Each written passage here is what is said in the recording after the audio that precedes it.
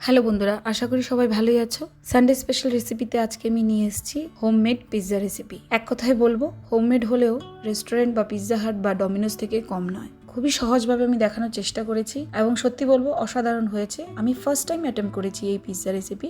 খেতে অসাধারণ হয়েছে এবং বানিয়েও আমার দারুণ লেগেছে। এইভাবে বানালে তোমরাও ঘরে বসে ডমিনোস বা পিৎজা হাটের মতো খুব সহজে পিৎজা এনজয় করতে পারো। চলো দেখে নিই আবার। আমি এখানে ইনস্ট্যান্ট ড্রাই ইস্ট ইউজ করেছি। একটা বাউলে দিয়ে দিয়েছি আমি মোটামুটি 1 কাপের মতো ঈষদুষ্ণ জল এবং তার মধ্যে দিয়ে দিয়েছি 1 চা চামচ চিনি। গরম জলটাতে আমি আঙুল দিয়ে দেখিয়ে দিচ্ছি যে জলটা গরম হলেও আমি আঙুল ডুবোতে পারছি, সুতরাং সেরকম ঈষদুষ্ণ জলই দিতে হবে। তার মধ্যে দিয়ে দিয়েছি 1 চা চামচ ইনস্ট্যান্ট ড্রাই ইস্ট। এবার একটু মিশিয়ে নিচ্ছি, তারপর ঢেকে রেখে দেবো 10 মিনিটের জন্যে। 10 মিনিট পর ঢাকা তুলে দেখবো যে এরকমভাবে একটু ফেনা ফেনা বেরিয়ে গেছে এবং ইস্টটা মিশে গেছে জলের সাথে। দিয়ে দেবো মোটামুটি 2 কাপ পরিমাণ ময়দা আর একটু পরিমাণ নুন এবং 2 চা চামচ তেল।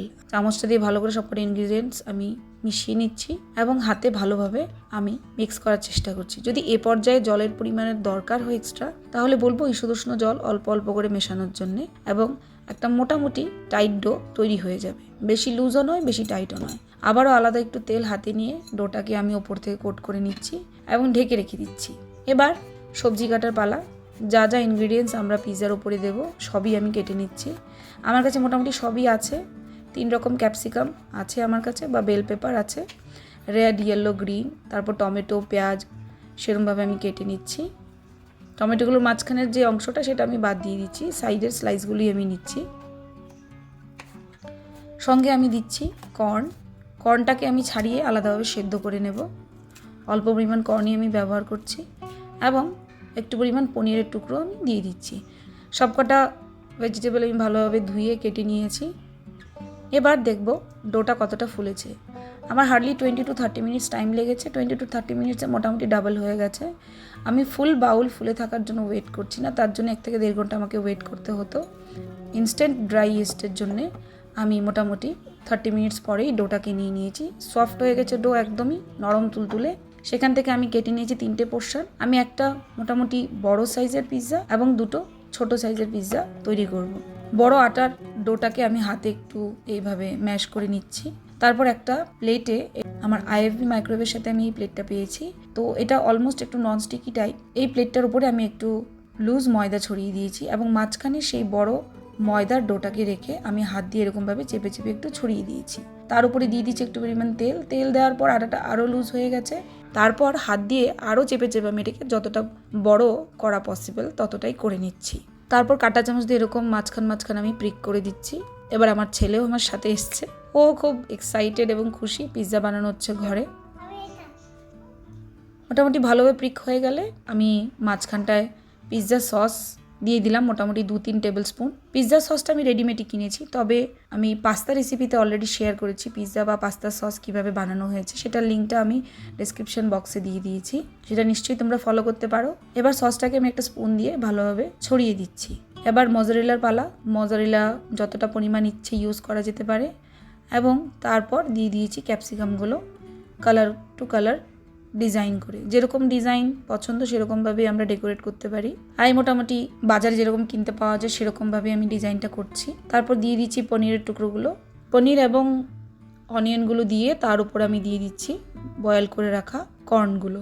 সবার শেষে আবারও মজারেলা। চিজের পরিমাণ যার যেরকম পছন্দ, খুব বেশিও দেওয়া যেতে পারে আবার মিডিয়ামও দেওয়া যেতে পারে, তবে চিজেই পিৎজার আসল টেস্টটা বেরিয়ে আসে। সবার শেষে দিয়ে দিয়েছি অরিগানো এবং চিলি ফ্লেক্স। যতটা পরিমাণ পছন্দ ততটা পরিমাণ দাও। তৈরি হয়ে গেছে আমাদের পিৎজা। না, এটা এখনও কাঁচা আছে, বেক করা হয়নি।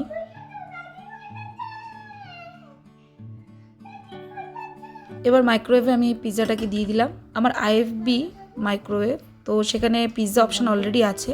পিৎজা অপশানটাতে ডাবল প্রেস করলাম এবং 300 গ্রাম ওয়েটটা দেখিয়েছে, তো আমি সেরকমই এজিউম করে স্টার্ট বাটনে দিয়ে দিয়েছি। তো মোটামুটি 16 মিনিট এটা লাগবে বেক হতে। সম্পূর্ণভাবে 16 মিনিট আমি বেক করব। আমার ছেলে দাঁড়িয়ে আছে পিৎজা বেক হওয়ার জন্যে। এবার নেক্সট প্রসেসে আমি শেয়ার করছি মাইক্রোওয়েভ ছাড়া কিভাবে আমরা গ্যাসের চুলাতেও আরামসে পিৎজা বানিয়ে নিতে পারি, সেই প্রসেসটা। এবার ননস্টিক কড়াই নিয়ে নিয়েছি, তার মধ্যে একটু লুজ আটা ছড়িয়ে দিয়েছি এবং তার মধ্যে পিৎজার ডোটা রেখে সেটার উপরে একটু তেল দিয়ে দিলাম এবং হাত দিয়ে চেপে চেপে ব্রেডটাকে ছড়িয়ে দিলাম। যতটা সাইজ পসিবল ততটাই আমি করছি। তার উপরে একটা কাঁটা চামচ দিয়ে আমি প্রিক করে দিলাম ভালোভাবে। মাঝখানে দিয়ে দিলাম পিৎজা সসটাকে ভালোভাবে ছড়িয়ে দিচ্ছি চারদিকে। এবার প্রসেসটা সেম, মোজারেলা এবং তারপর ভেজিটেবলগুলো এবং পনিরগুলো দিয়ে দিচ্ছি, বয়েলড কর্ন দিয়ে দিচ্ছি। সবার শেষে আবার মোজারেলা, চিলি ফ্লেক্স এবং অরিগানো দিয়ে দিলাম। ননস্টিক কড়াইটার উপরে ঢাকাটা দিয়ে ঢাকাটার মধ্যে যে ছিদ্রটা আছে সেটাকে আমি বন্ধ করে দিচ্ছি। লো ফ্লেমে আমি মোটামুটি 10 to 15 মিনিট সেমভাবে বেক করব এবং গ্যাসের চুলাটাকে বন্ধ করে আমি আস্তে করে ঢাকাটা খুলে একটু বাটারের টুকরো আমি চারদিকে একটু ঘুরিয়ে লাগিয়ে দেব, যাতে পিৎজার নিচের পোর্শনটা হার্ড হয়ে না যায় এবং বাটার দেওয়াতে সেটা সফট থাকে কিছুটা। ঢাকা দিয়ে দেব এবং বাটারটা মেল্ট হওয়া অবধি অপেক্ষা করব। এদিকে আমার মাইক্রোওয়েভের পিৎজা রেডি হয়ে গেছে, দেখে নাও কীরকম দারুণ হয়েছে। কড়াইয়ের পিৎজাটাও কমপ্লিট। তো আমরা দুরকম পদ্ধতিতেই পিৎজা বানিয়েছি আজকে এবং দুটোই পারফেক্ট হয়েছে এবং খুবই দারুণ হয়েছে খেতে। একটা আমি সার্ভ করছি আমার বেবির জন্যে, খুব খুশি আজকেও। This pizza is for you. উলি বাবা, তুই খাবে? উলি বাবা। আমি পিৎজাটাকে কেটে এবার দেখিয়ে দিচ্ছি একটা পিস কিরকম হয়েছে। মোজারেলা চাইলে আরও বেশি পরিমাণে ইউজ করা যেতে পারে, সেটা যার যে চয়েস। পিৎজা কাটার নেই তাই আমি ছুরি দিয়েই কেটেছি। আশা করি বন্ধুরা সম্পূর্ণ প্রসেসটা তোমাদের ভালোভাবে এক্সপ্লেন করতে পেরেছি। এই ভিডিওটা সম্পূর্ণভাবে দেখার জন্য ধন্যবাদ।